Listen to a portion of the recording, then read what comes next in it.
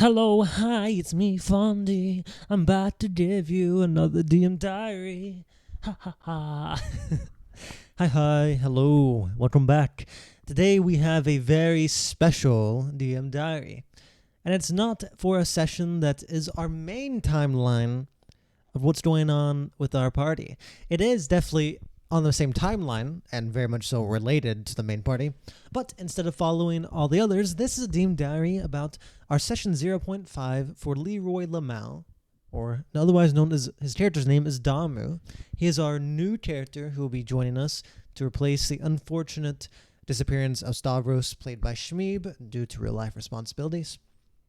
But as for normal, I wanted to give him a little special something, so I made a little session 0.5 for Damu, for Leroy, to help more or less figure out how he gets from where he was to Kronos and then to the party.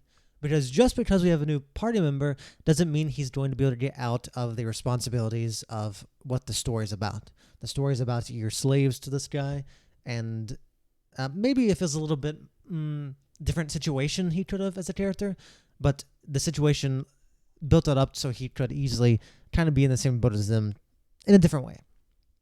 Anyway, I had prepped the session very quickly because I've been working for the last couple weeks and I had no time, and I was up over 24 hours whenever I ran this session because I was prepping and I couldn't go to sleep because I got home from work and I did all this. So I run this game with over 24 hours of being awake, and it's not rough. Once I start playing D&D, I wake up. Don't get me wrong, but the energy isn't necessarily there. But I have everything planned out. So basically, what happens is in the end of, maybe we should explain a little bit of this. Damu is a witch. It is a class from Valdespire of Secrets. He is a witch, and in his backstory, he ends up fighting an old friend of his who ends up defeating him, and he loses his body and he gets stuck in a book, and whatever creature comes by he ends up taking over their body, and more or less that's what happens. So what's happened is he's in this book, and inside this book he gets contacted by the Dreamwalker. I'm sure by now you've heard plenty about the Dreamwalker. He's encountered and talked to literally all of the players now, but he ends up going there, mocking and making some fun out of Damu, who's living in a void kind of daze, not knowing what's happening. And he's trying to make a deal with him, and Damu seems interested in making a deal, but he just cannot figure out what the hell he wants in return or how to make a good deal. And as time's ticking, eventually time runs out. The Dreamwalker gives him a coin, and he makes a lot of statements about how his luck seems to have ran out, or how he may not remember this, and such and so forth. And so whenever Damu wakes up, he's right. He doesn't remember it. He remembers the face of the Dreamwalker, and he also has this dream coin, but doesn't know what it is. However, he sees the face of the Dreamwalker, but he kind of dismisses it and forgets about the memory because he has a very rare cursed item. For one of his obligations, one of his backstory obligations, he decided to pick up a cursed item. And it is actually, I made it all from scratch. It's called the Tears of Malanta. The Tears of Malanta is a vial that you hold around your neck. It holds the tears of creatures, and you can use those tears to show other people visions, and so on and so forth. But it is a one-of-a-kind cursed artifact from the past. And sometimes, since it's cursed, sometimes it shows the wearer visions. And so Damu's had this for a while, so seeing the Dreamwalker would be weird very briefly, and he'd probably just allocate that to his cursed item. But very quickly he gets up and he realizes, he's no longer a human, as he once was. He realizes his body's been transformed into that of a turtle. He's almost like a beast folk, almost like a turtle, except he's a normal turtle and rather short. Anyway, he ends up hearing the sounds of a really beautiful flute, and he ends up going to it, where he meets a witch. Almost strange why she's so nearby and playing, but he wakes up and he realizes he's no longer in the battlefield. Somehow he was moved, and he meets this witch named Nareen, and she is playing this beautiful music. She's very nice, and she talks to him and figure out what's going on. And something that Dom realizes, he has these two little metal prongs above his forehead. He doesn't know why, but he does. There's a lot of weird things going on. But Noreen offers to help him. She asked about Harold, where he went. And more or less ends up coming down to, after some banter, talking back and forth, Damu ends up going with Nareen for a few days to basically her house, her hut here in the swamps. And there she takes care of him. She helps pamper him back to strength. And he sees a lot of things. He sees a lot of strange items. For example, a staff that has this weird yellow little crystal, this light crystal hanging off the end of it. Every day she would go off somewhere for a few hours without telling him. She has a bunch of like these bandages and burn cream. She has a book called, the Book of Flame, or the Hand of Flame. And she has all this weird stuff, but she is super nice. She asks for nothing. She doesn't pry into his information. She asks for nothing in return. She seems very genuine and very nice. And he has this really great understanding of her. Now, something I made him do right away, I told him, make me 5 wisdom saving throws. And I never told him why he did that. Even I here don't necessarily... I'm going to say this. Leroy or any of my players who are watching this video, if you're watching this video, Leroy, Oon, Swills, Yarhot and Swills, Pubis, Mo5, and even Shmeeb, if you are watching this video, I suggest you probably stop at this point. Because I'm about to say some stuff that could be detrimental. You don't have to stop. I'd say skip about 3 minutes ahead or something. Anyway, I'm going to give it count down to 5, and then I'm going to say some real shit here. 5, 4, 3, 2, 1. Okay, here we go. Spoil yourself if you want. Anyway, so what happened is these 5 saving throws were chets. They weren't just throwaway chets. Those were 5 saving throws against modified memory. You see, what happened is there were a few things when Nareen and other people said things. She would say names that he hadn't said. He was away from where he should be. There was a lot of basically a lot of stuff that was very suspicious that Leroy just did not notice, which is nothing against him. My other players are the same way, and he didn't notice it, but he could have easily noticed this is a little bit suspicious. But he didn't. He ends up trusting her. He takes care of him and everything, and more or less, I'm not to say what she's done, but she has modified his memory a couple of times at the very start, and then she's taking care of him, but she's asking nothing of him. So for a few days that happens, and then on the 3rd day, she basically tells him that about Kronos and how it might be a benefit to him to go meet him and stuff. And she goes off. Then Damu, looking around, ends up running into Boltitude, one of the hands of Orbitus, one of the highest ranking members of the Twilight Redemption. And if you remember from the last session, where was Boltitude? Boltitude was currently in Maplewood retrieving Stavros to take him back to Kronos. So here, this is where I pulled in a surprise for Leroy. Leroy didn't know this, but I had already talked to Shmeeb, the player who had to quit and Leroy stay in his place because he can't make normal sessions, if he'd be free on Thursday, which is the day we played, and he was. So I offered for him to play a little bit with Leroy, and we'd also resolve some of what's going on with him. So Shmeeb is secretly ready. He joins the game. He joins right away. He starts role-playing. Leroy is instantly kind of Leroy didn't really ask any questions, but there was a moment where he's like, what? But then he instantly realized, oh, he's here to roleplay. And it started role-playing. So right away, these 2 characters walk in. Leroy has no idea one of them's a player until Shmeeb joins and then starts talking like the person. So then now they're here talking, and he manages to convince Leroy to come with him. They're led by Boltitude off through the swamps. And while they're traveling, Stavros asked Damu if he had seen a man with a mole under his eye. He's looking for, I believe his name is Genry, I'm pretty sure he's Genry, the man with a mole under his eye, one of the hired men from Jackal Eyes who they had fought on the 2nd session, the one they had captured and bribed, who ended up not betraying them and not working for them, because Stavros seems to have a bit of a hatred for this man and wants to punish him. And as they're traveling, they actually find a man who wears the same armor as them, likely one of their band, but he doesn't recognize him, so it might have been a guy who wasn't there at the time. But he's off in the middle of the swamps, and he's been dead for a few days, but he's crucified onto a cross, and on his forehead are carved basically the words, "You can run, you can hide, all you like, but you'll never be able to escape me." It seems someone was hunting these people down.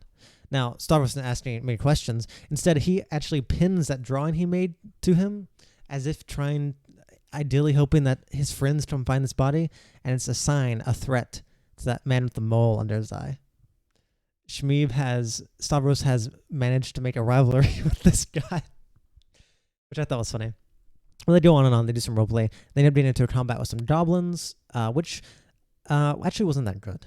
I have to say the combat of the session was not.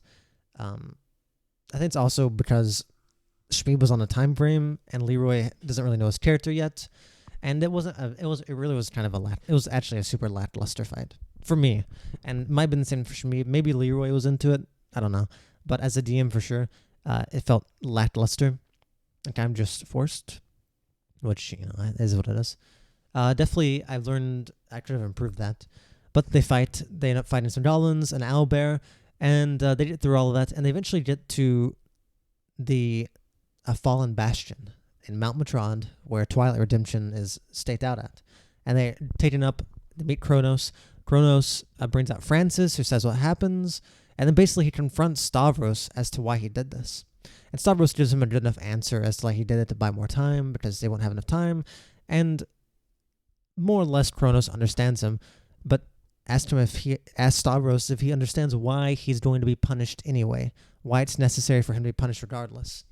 And it comes to turn out that just because even Stavros had good intentions, tricking one of the upper management and line needs to be punished so no one else thinks they can get away with it.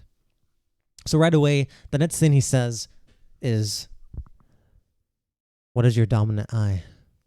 Stavros answers, I'm pretty sure truthfully, points to his right eye, my right eye.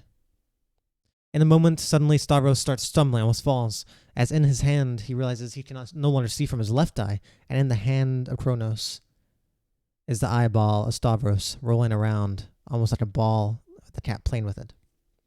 He looks back at him and says, "I can't take your right eye. It has the mark of true sin." As punishment, his left eye has been taken.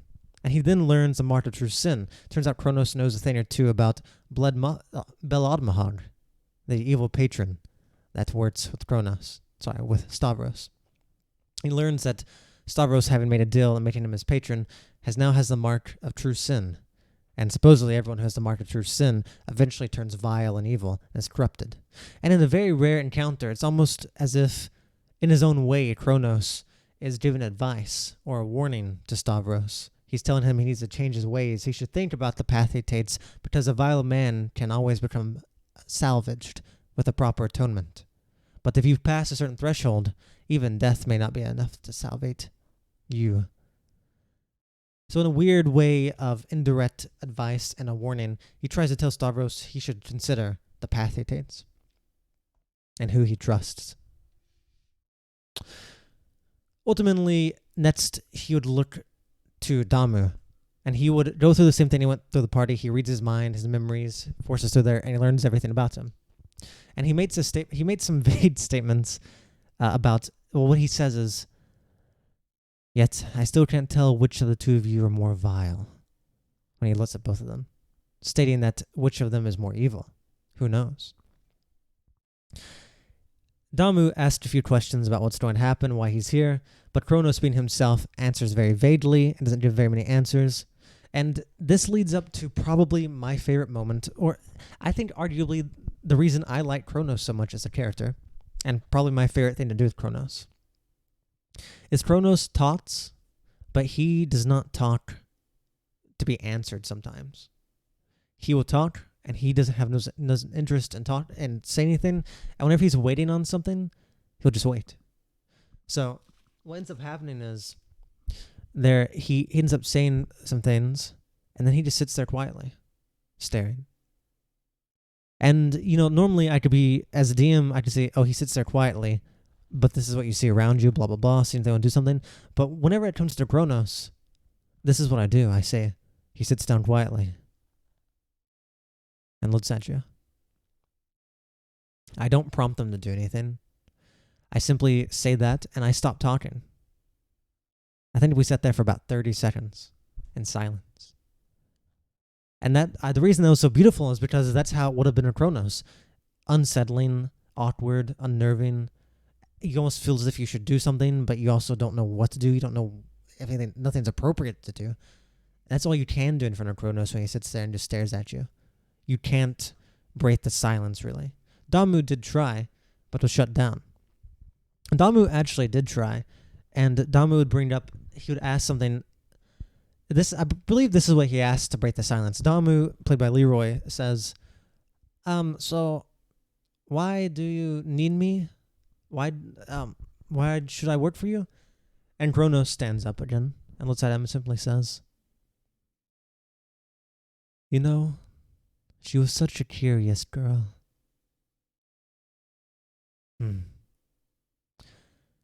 Should be ashamed of the person you are now. Completely not answering him. This is what Leroy would state after the session, how he loved how Kronos answered him, how vague he was, and just totally off the wall with what he'd said. He basically asked why he wanted them, and he just mentioned about a girl, and he had no idea who he was talking about. But then Damu inquired, and Kronos would explain that he actually knew Maltana. Malanta. I don't know why I said Maltana.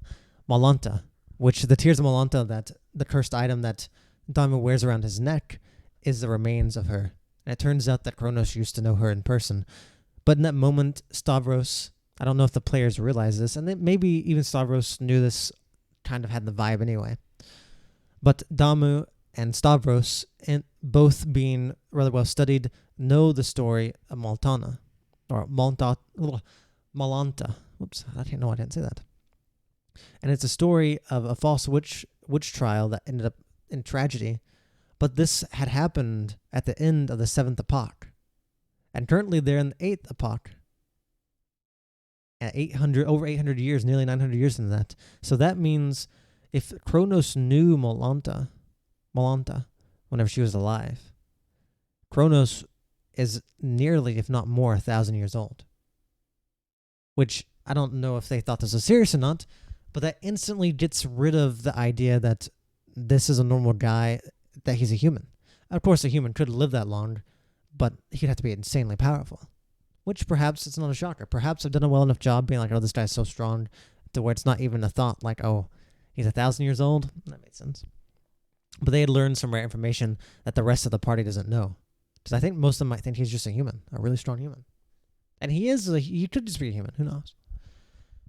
But that's an alarming thing. Anyway, with that, they do some more talking, and Kronos continues to shame them, calling them vile and such, until eventually he tells them to go get muzzled, or Damu is going to go get muzzled, and Stavros is going to get an upgrade to his muzzle, where if someone probes his mind, or if he willingly shares information, his soul will be shattered and lost forever, because his new orders are to go to the capital and infiltrate the Senate for information, which Kronos is willing to give him funds and such, and if he does a well enough job, he is willing to return the left eye to Stavros.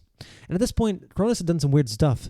Kronos had looked through Stavros' eye at Damu and talked to him. He had lit the eye of Stavros. It was really creepy. And I think in its own way, this was a very good way to set up Kronos to Leroy, who's a new new player. He doesn't have the same experience the other people have who started the game, because the first thing I did in the game was show them how awful Kronos is and how scary he is. But I think the first thing that Damu sees is he walks in and Kronos basically teleports the left eye of Stavros into his hand.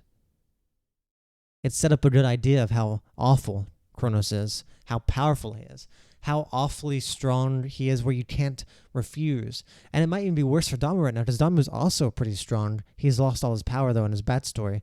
Through losing his body, he's lost his spellbook, he's lost all his stuff. He's greatly weakened compared to how he was, because in reality, he's actually a pretty strong witch, but he's been reduced to little to nothing after losing his fight with Harold. But who's to say?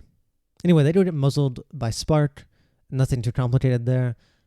The same thing happens to basically Stavros tells Damu not to give them his true name whenever Spark goes through the same questions. What's your name? What's your birthday? What's your true age? Or what's your true name? But he gets muzzled. Stavros gets his upgrade. And they basically go back upstairs, and Stavros is dismissed to go to Fritzy, and this is the start.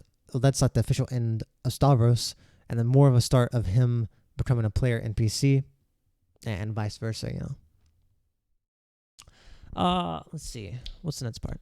Oh yeah, then after that, Damu goes upstairs. He's teleported by Lovely Bones. Beforehand, Lovely Bones walks out a door. Kronos leaves. Lovely Bones walks out a door. Oh, one last thing. I'd actually got Newt, the communication guy. He is in charge of communication. He's in charge of communications with the squad. So I brought Newt, played by Un, into the game very briefly whenever Kronos called him up and said report. So I bring in Newt. Un answers. He joins the call and reports very briefly to what they're doing, which is only brief, but it was really cool having all these guest appearances and people pop into the game here and there when you need them. It's not like, oh yes, you have to sit here this entire session because I need you for like 5 minutes. I'll just call you and you join, and then you just instantly roleplay for 5 minutes. But that was pretty cool. But afterwards, he knows he's going to be teleported. So Lovely Bones Watson, and Lovely Bones Watson is normal self. He's known to do these weird experiments without worrying about other people. He walks in, hands him a potion, and says, "Drink this." And without any thought, Leroy drinks it. Thank God all he got was this weird Air Vifet cloud above his head. Whew. Because he rolled. It's whenever you drink a potion from Lovely Bones, it's a 1d10,000. You don't know what the hell you're gonna do.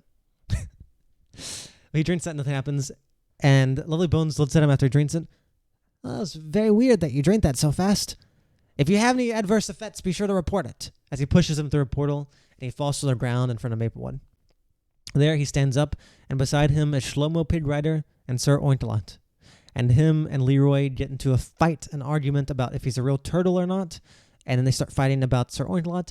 And at the very end, they get into a fight about if Leroy or Damu, if Damu is the ugliest turtle alive, or if he's not the ugliest turtle alive. And that's where the session ends. It ends in the same spot the previous session ended, with our main group, because the main group hears the arguing of Shlomo Pig Rider, which is now what they're doing, and that's where we're going to start. I think it was actually this was a very good session, and for what it's worth, for having no sleep and low prep, ended up being rather enjoyable, and I think it's left a good impression on Leroy. As a new player, he definitely needs to work on understanding his skills for combat and things like that.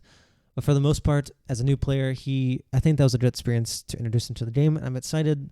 And I think tomorrow, well, not technically tomorrow, Saturday at 11, we are going to be playing our main game, and we're going to be starting off there. I still have to prep for that, but I'm very excited. Anyway, this video has gone on so long. It was just a recap of what happened. It was really fun, really cool. I'm going to go. My name's Fawn. If you want to watch us, you can watch us live at 11 a.m. every Saturday, twitch.tv/FawnTheJester. Keep up with me on Twitter, the same name handle. I think so. I can join our Discord. And it doesn't really matter. All this doesn't matter. I appreciate you if you watch this. If you do, if you don't, if I see this again in the future, whatever. This is a really cool session. And I think I have more to talk about on this later in a different video. But this is just a recap of what happened. Anyway, have a nice day. And bye-bye.